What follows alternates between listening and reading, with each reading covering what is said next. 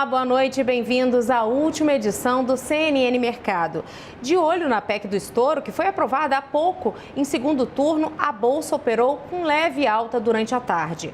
O Ibovespa teve sessão volátil depois das duas sessões de ganhos. No exterior, o cenário é positivo para as ações e commodities. A Bolsa estendeu os ganhos das últimas sessões, encerrando o dia com alta de 0,53% a 107.433 pontos.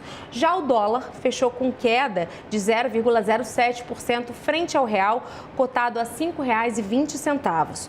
Os olhos dos investidores focaram mais uma vez na aprovação da PEC em segundo turno na Câmara dos Deputados, que agora volta para o Senado. A apresentação de uma nova âncora fiscal até o meio de 2023 também estava no radar.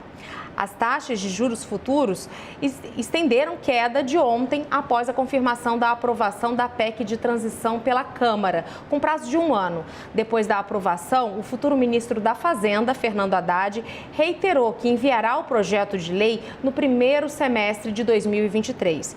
O movimento no exterior, com queda nos juros dos treasuries, também foi um plano de fundo positivo.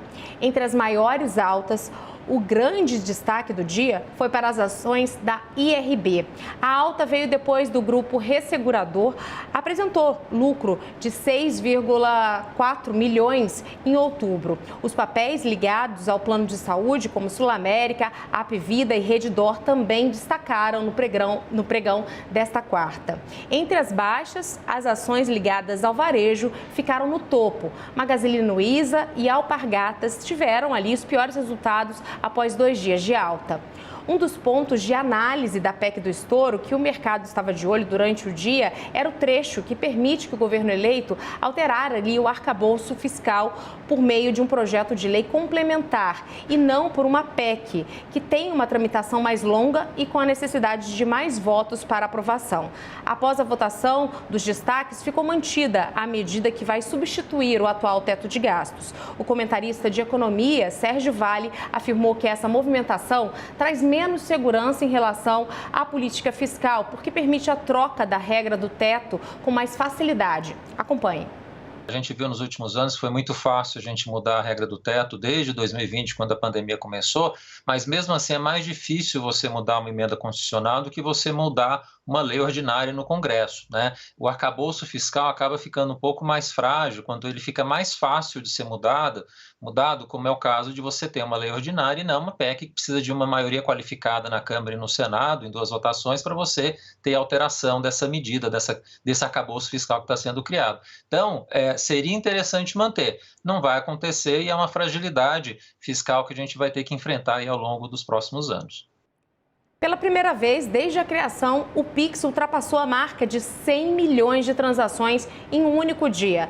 A notícia destaque no site da CNN. No total, foram feitas mais de 104 milhões de operações pelo sistema ontem.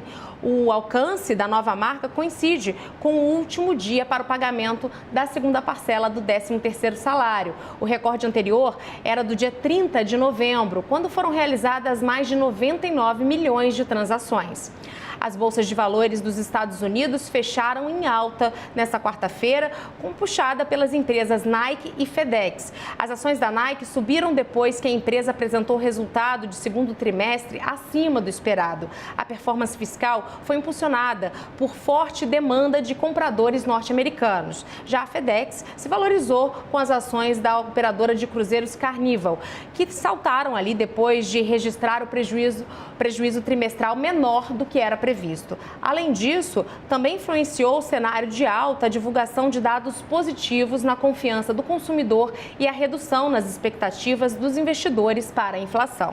Os principais índices acionários da Europa fecharam hoje em alta, em linha com as bolsas americanas. A forte valorização veio após a divulgação de balanços corporativos positivos de algumas empresas, sinalizando ali um respiro para o mercado em relação aos lucros das companhias. A sessão também foi marcada por dados positivos para a confiança do consumidor da Alemanha.